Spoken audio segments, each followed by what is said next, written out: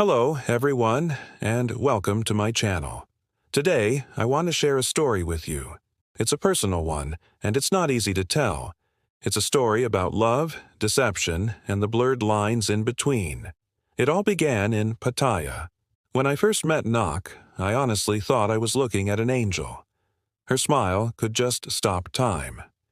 Her voice was this soft, sweet, teasing sound that cut right through the chaos of the bar where she worked.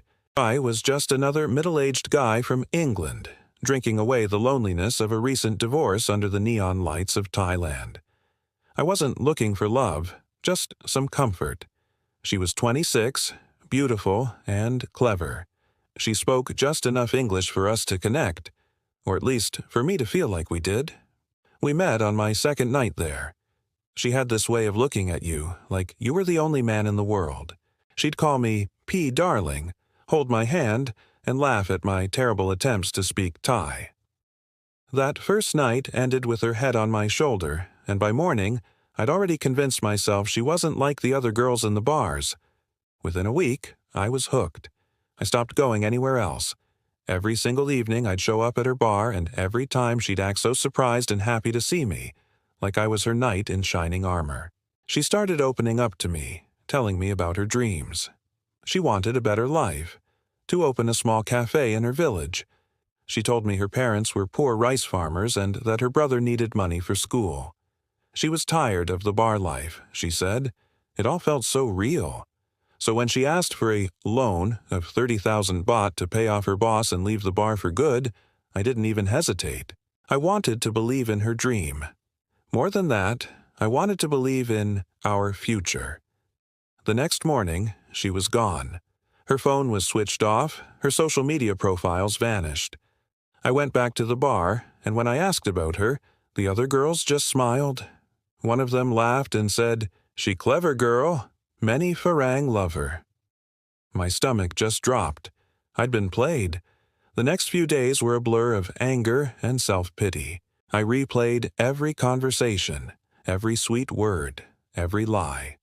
But love is a strange thing. It doesn't just disappear on command. About a month later, my phone rang. It was her. She was crying, apologizing, saying she had to go home to take care of her sick mother. She swore she'd pay me back. Against all my better judgment, I agreed to see her again. When she showed up, she looked exhausted, thinner. I couldn't tell if it was real or just another performance, but I hugged her anyway. She moved back in with me that night. For a few weeks, it was paradise all over again. She'd cook for me, hold my hand at the market, and tell me she loved me. I told myself that people make mistakes. Maybe she was just desperate. Maybe my love could be enough to change her. But then, the stories started again. A cousin had a motorbike accident. A friend's baby was sick. She lost her phone and needed a new one. Each time there were tears and promises to pay me back. And each time I gave in. My friends in Pattaya tried to warn me. "She's a pro, mate," one of them said. "She's probably running 3 guys like you at the same time." I refused to believe it. I couldn't. Until one night I followed her. She told me she was going to visit an aunt. Instead, I watched her walk into a different bar, not far from Walking Street. I sat across the road, hidden, and saw her greet an older German man with the exact same enchanting smile and familiar touch on the arm that she once used on me. My chest felt hollow. I confronted her when she got home. At first, she denied everything, swore he was just a friend. But I had pictures on my phone. That's when she broke down, begging for forgiveness. She said she did it for survival. She told me about her poverty-stricken childhood, how men had used her whole life. This was all she knew. Any sane man would have walked away right then. But pride and love are a dangerous cocktail. I told her I'd help her start over, but only if she stopped scamming for good. We moved to Chiang Mai, far away from the Pattaya bar scene. She started an online clothing business.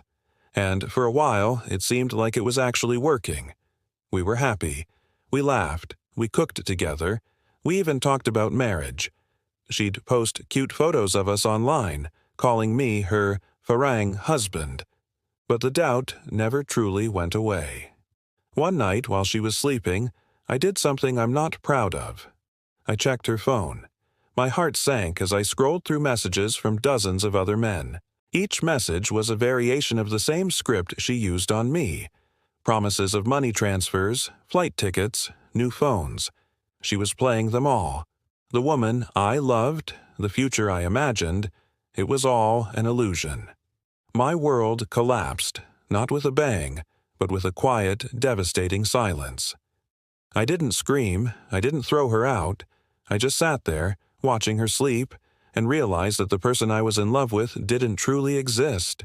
She was a character, a role she played to survive. In the morning, I told her I knew everything. She didn't even try to deny it this time. She just looked tired. "You love me, right?" she asked softly. I admitted that I did. "Then don't leave," she said. "I still love you too. But I cannot stop. It's my life. I don't know another way."